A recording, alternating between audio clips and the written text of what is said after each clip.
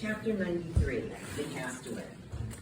It was but some few days after encountering the Frenchman that a most significant event befell the most insignificant of the Pequod's crew, an event most lamentable, and which ended in providing the sometimes madly merry and predestinated craft with a living and ever-accompanying prophecy of whatever shattered sequel might prove her own. Now, in the whale ship, it is not everyone that goes in the boats. Some few hands are reserved, called shipkeepers, whose province it is to work the vessel while the boats are pursuing the whale. As a general thing, these shipkeepers are as hardy fellows as the men comprising the boat's crews. But if there happen to be an unduly slender, clumsy, or timorous wight in the ship, that wight is certain to be made a shipkeeper. It was so in the Pequod with the little Negro Pippin, by nickname Pip by abbreviation. Poor Pip. Ye have heard of him before.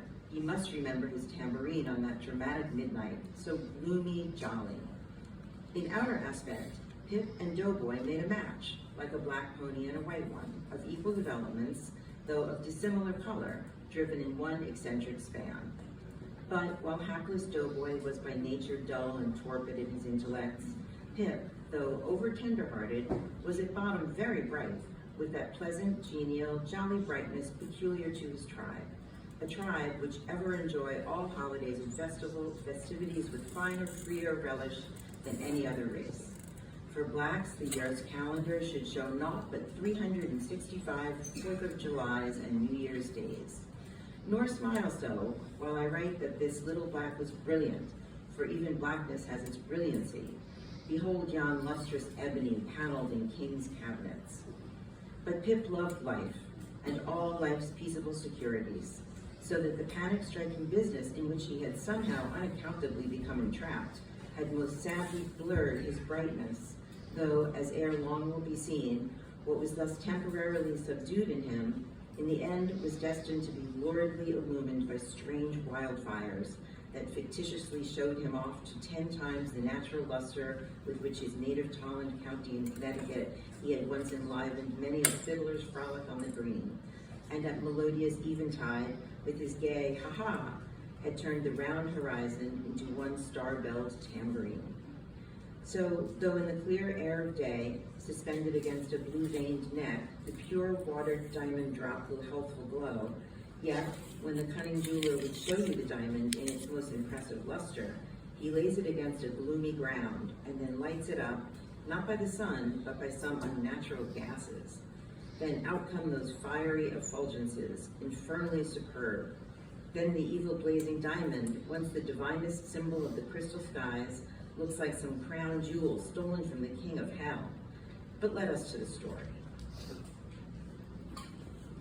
It came to pass that in the ambergris affair, Stubbs' after-oarsman chanced so to sprain his hand, as for a time to become quite maimed, and temporarily Pip was put into his place.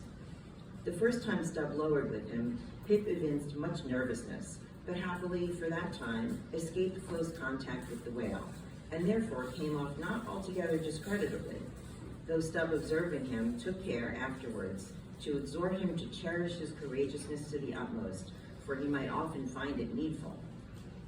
Now, upon the second lowering, the boat paddled upon the whale, and as the fish received the darted iron, it gave its customary rap, which happened, in this instance, to be right under poor Pip's seat.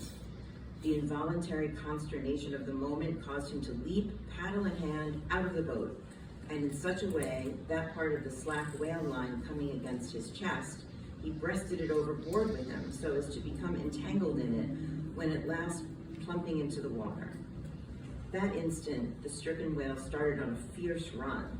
The line swiftly straightened, and presto, poor Pip came up all foaming to the chocks of the boat, remorselessly dragged there by the line, which had taken several turns around his chest and neck.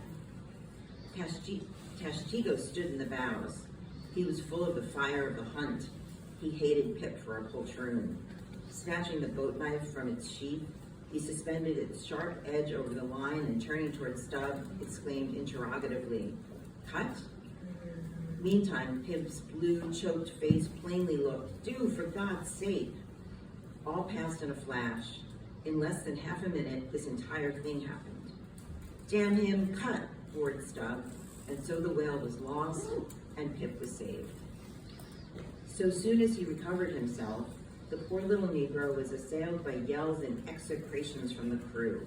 Tranquilly permitting these irregular cursings to evaporate, Stubb then in a plain, businesslike, but still half-humorous manner, cursed Pip officially, and that done, unofficially, gave him much wholesome advice.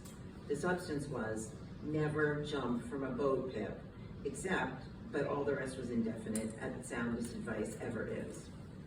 Now, in general, stick to the boat is your true motto in whaling, but cases will sometimes happen when leap from the boat is still better. Moreover, as if perceiving at last that he should give undiluted, conscientious advice to Pip, he would be leaving him too wide a margin to jump in for the future. Stubb suddenly dropped all advice and concluded with a peremptory command, "Stick to the boat, Pip, or by the Lord I won't pick you up if you jump, mind that. We can't afford to lose whales by the likes of you. A whale would sell for 30 times what you would, Pip, in Alabama. Bear that in mind and don't jump anymore." Hereby, perhaps Stubb indirectly hinted that though man loved his fellow, yet man is a money-making animal, which propensity too often interferes with his benevolence. But we are all in the hands of the gods, and Pip jumped again. It was under very similar circumstances to the first performance, but this time he did not breast out the line, and hence, when the whale started to run, Pip was left behind on the sea, like a hurried traveler's trunk. Alas, Stubb was too true to his word. It was a beautiful, bounteous blue day, the spangled sea calm and cool and flatly stretching away all round to the horizon like gold beater's skin hammered out to the extremist. Bobbing up and down in that sea, Pip's ebon head showed like a head of cloves. No boat knife was lifted when he fell so rapidly astern. Stubb's inexorable back was turned upon him, and the whale was winged. In 3 minutes, a whole mile of shoreless ocean was between Pip and Stubb. Out from the center of the sea, poor Pip turned his crisp, curling, black head to the sun, another lonely castaway, though the loftiest and the brightest. Now, in calm weather, to swim in the open ocean is as easy to the practiced swimmer as to ride in a spring carriage ashore. But the awful lonesomeness is intolerable. The intense concentration of self in the middle of such a heartless immensity, my God, who can tell it? Mark how when sailors in a dead calm bathe in the open sea, mark how closely they hug their ship and only coast along her sides. But had Stubb really abandoned the poor little Negro to his fate? No, he did not mean to, at least, because there were 2 boats in his wake, and he supposed, no doubt, that they would of course come up to Pip very quickly and pick him up, though indeed such considerations towards oarsmen, jeopardized through their own timidity, is not always manifested by the hunters in all similar instances, and such instances not unfrequently occur. Almost invariably in the fishery, a coward, so-called, is marked with the same ruthless detestation peculiar to military navies and armies. But it so happened that these boats, without seeing Pip, suddenly spying whales close to them on one side, turned and gave chase, and Stubb's boat was now so far away, and he and all his crew so intent upon his fish, that Pip's ringed horizon began to expand around him miserably. By the merest chance, the ship itself at last rescued him, but from that hour, the little Negro went about the deck an idiot. Such, at least, they said he was. The sea had jeeringly kept his finite body up, but drowned the infinite of his soul. Not drowned entirely, though.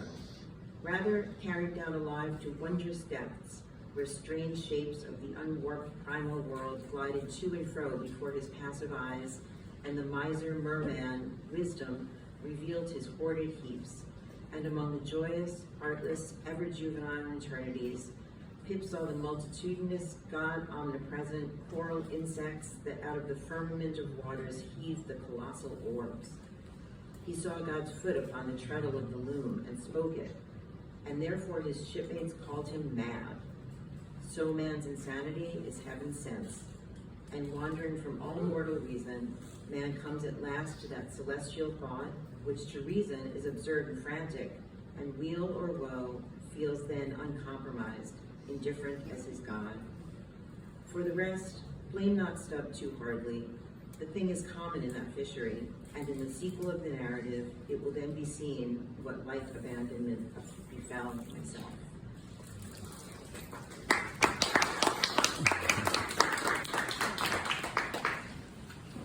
Chapter 94, A Squeeze of the Hand.